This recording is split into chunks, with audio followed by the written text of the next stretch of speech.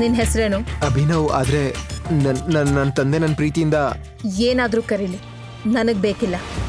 ಹಾಂ, ಮತ್ತೆ ಈ ಮದುವೆ ಅಲ್ಲ, ಒಂದು ಅರೇಂಜ್ಮೆಂಟ್ ಅಷ್ಟೆ. ಸಮಾಜಕ್ಕೆ ಮಾತ್ರ ನಾವು ಗಂಡ ಹೆಂಡತಿ, ಆದರೆ ಈ ರೂಮಲ್ಲಿ ನಮ್ಮ ಸಂಬಂಧ ಕೇವಲ ಸ್ಟ್ರೇಂಜರ್ಸ್. ಅಭಿನವ್ಗೆ ಸಹ ಗೊತ್ತಿತ್ತು ಅನನ್ಯಾಳಂತ ಹುಡುಗಿ ಡೆಲಿವರಿ ಬಾಯ್ನೊಂದಿಗೆ ಮದುವೆ ಆಗುತ್ತಾಳ ಅಂತ. ಆದರೆ ಅವನಿಗೆ ಗೊತ್ತಿರಲಿಲ್ಲ ದೇವರು ಅವರನ್ನು ಒಂದು ಮಾಡಿಸಿದ್ದಾರೆ ಅಂದರೆ ಯಾವುದೇ ಕಾರಣ ಇರುತ್ತೆ ಅಂತ.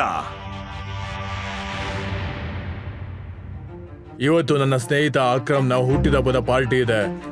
ಮತ್ತೆ ಅನನ್ಯ, ನೀನು ನಿನ್ನ ಗಂಡನನ್ನ ನಿನ್ನ ಜೊತೆಯಲ್ಲಿ ಕರ್ಕೊಂಡು ಹೋಗ್ಬೇಕು.